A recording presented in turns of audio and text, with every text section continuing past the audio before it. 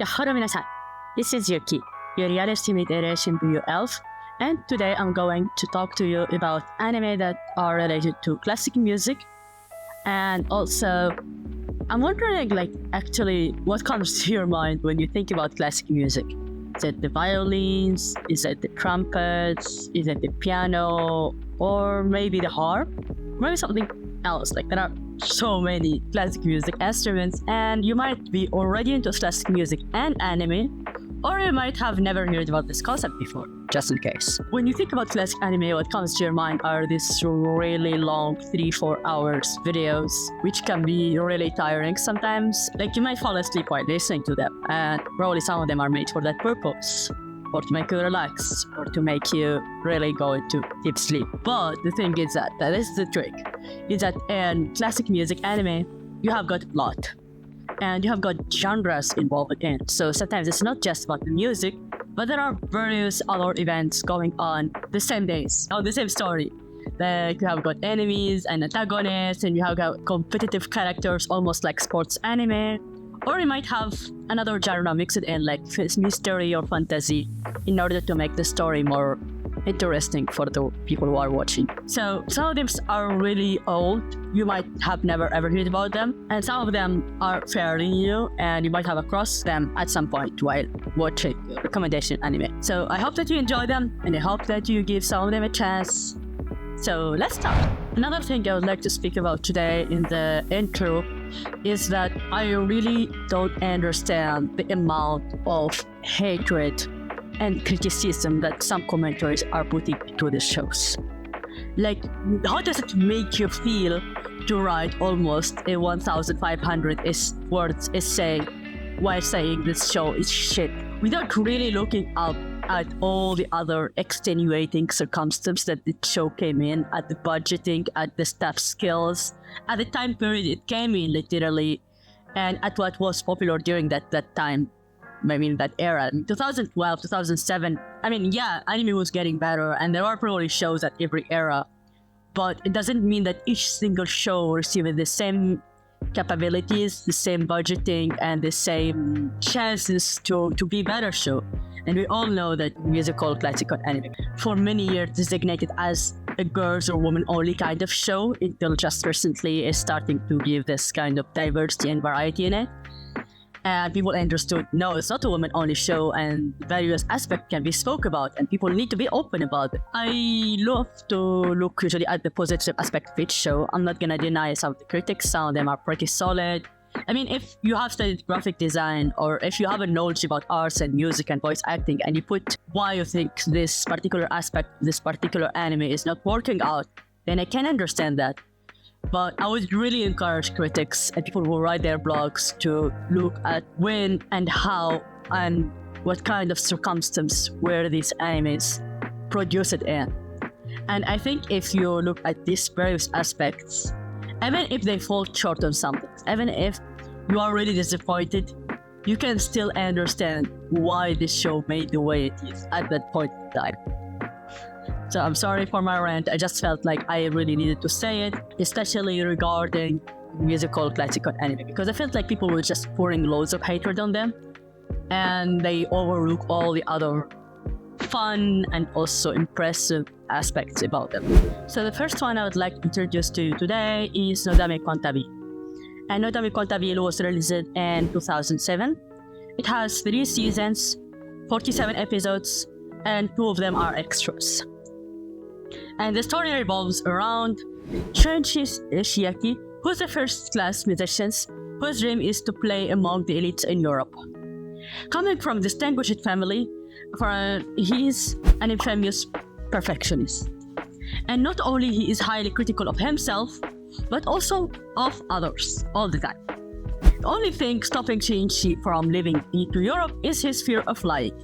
He has this really funny fear where he imagines himself, if he ever gonna fly, the plane is gonna crash, he's gonna die.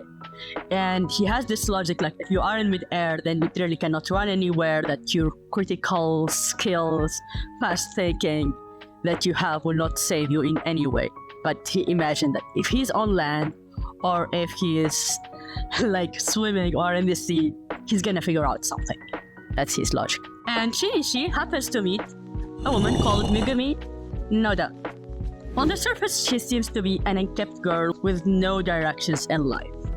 Shinichi is mortified to discover that Nodame is his neighbor, and even worse, that she fell in love with him. So, this anime in particular, I remember it was total chaos. The girl especially, so daring, doesn't give she doesn't care. She simply doesn't care. Like, she's living her best life, and she's the total opposite of how organized and perfectionist she was. And personally, I really fell in love with it. I remember I was watching it, but I didn't want it to end at any point. But of course, it ended anyway. And some of the commentaries that I would like to share with you today are the fact that Chiaki and Nodame are two very flawed and very immature individuals at the beginning of the series. It has a realistic way of portraying love, relationship, and the overall hardship of adulthood. So this is one point. The other one, it's realistic yet it's so funny and light to watch, so it doesn't make you feel depressed. Well, in reference to our popular Your Lie in April, I'm sure it doesn't make you feel as much depressed. Both main characters have very human characteristics, and they aren't bad. At the same time, they are not perfect either, and that's life. And I think a lot of people and critics, they would relate to these 2 points. Moving on now to La Kota Duo, and it is an classic anime which was released in 2007. It has 2 seasons and 27 episodes. Well, basically first season in 25 and second season is 2 episodes. Why? Because it was cut short. Most likely problem of budgeting. I was really mad. I remember my friends being really mad at it. Yeah. So, the story is talking about Kahoko Rino, who goes to a Seiso Gakuen High School that specializes in music. Having a normal life until one day, Lily the fairy gave her a magical violin. So, the thing about Kahoko, she doesn't have any kind of super great skills in music. She's extremely average, and she just started learning music. So, technically speaking, she doesn't really know how to play violin properly. And this magical violin somehow elevated her skills in an abnormal way. And I think some people were really suspicious, but of course they wouldn't really jump on, oh, you have a magical power kind of conclusion all of a sudden. And as far as I understand, the first season had this magical element. It has this fantasy, bit of reversed harem, romance kind of element in it. But the second season have took away completely the magical element, fantasy element, and focused only on the music and the romance. This is as far as I understand. The art in the series is definitely good, and the pacing is alright.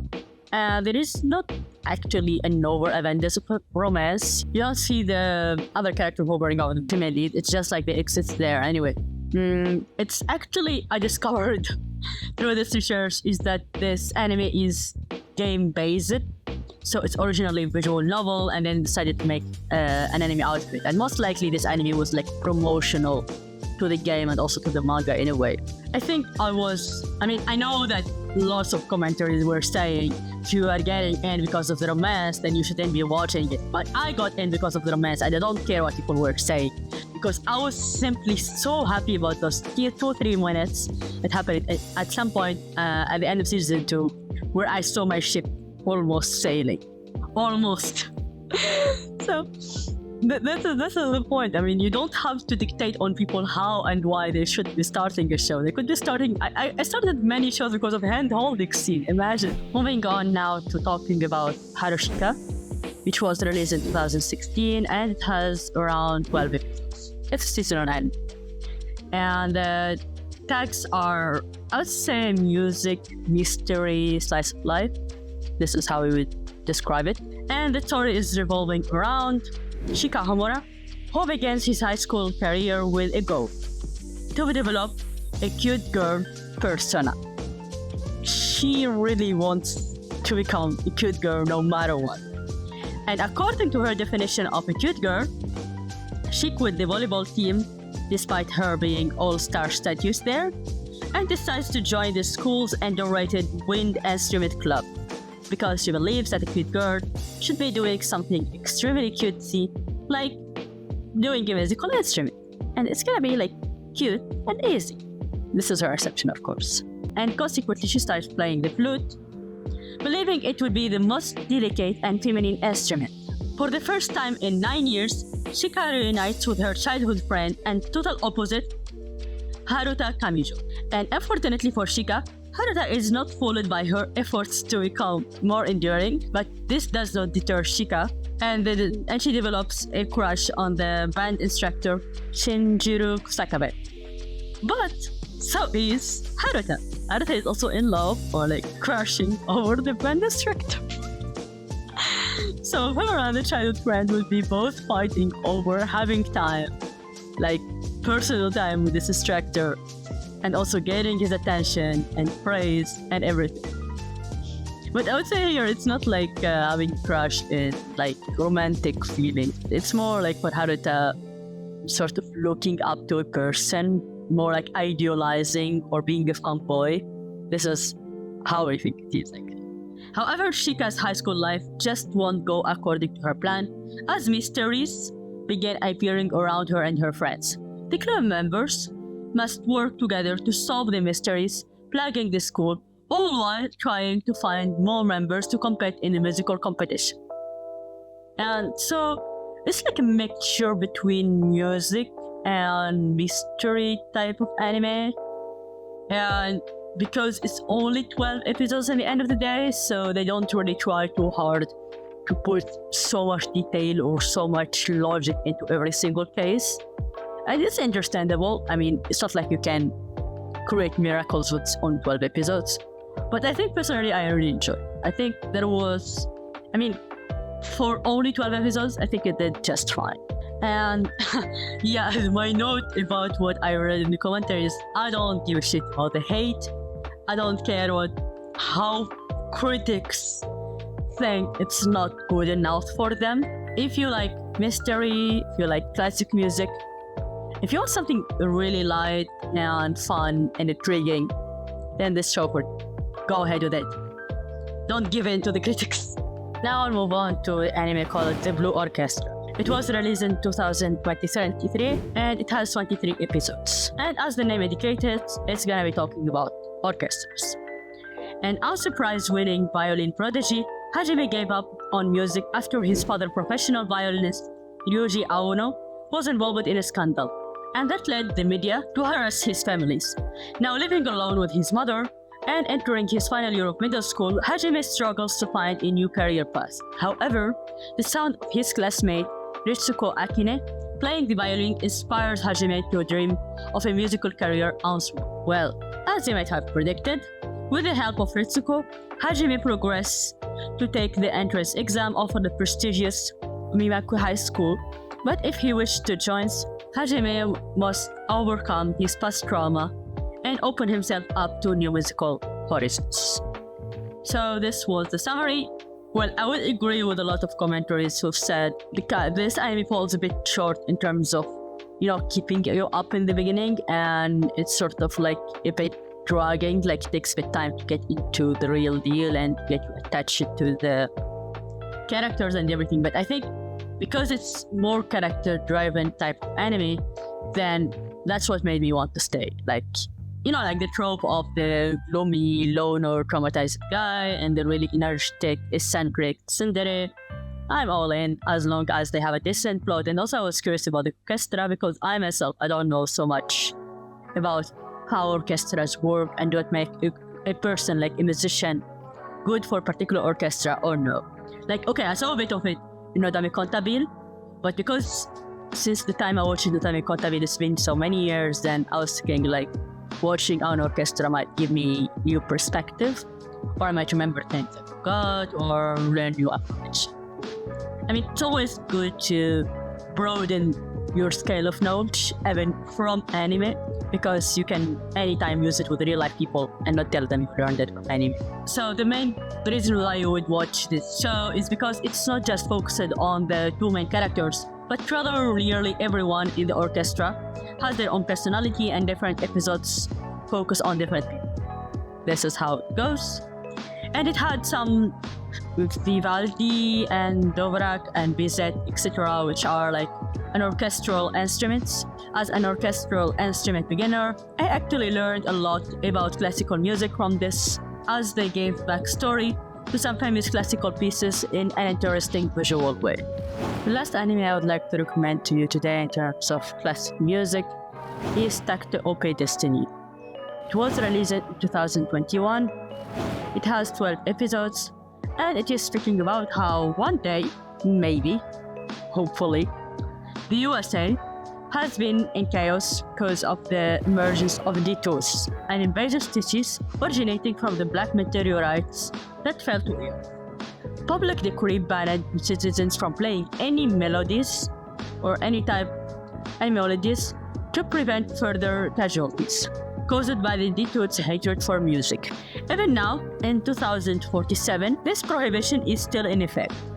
Humanity's only form of defense against the DITOs are musicars, who are young women representing pieces of classic music, and conductors, who are the ones controlling them. Takt Ashe, an aloof piano prodigy, finds himself transformed into conductor following a spontaneous DITO attack. The same incident killed Anna Schneider's younger sister, Cosette, and brings Takt into contact with his musicart, Destiny.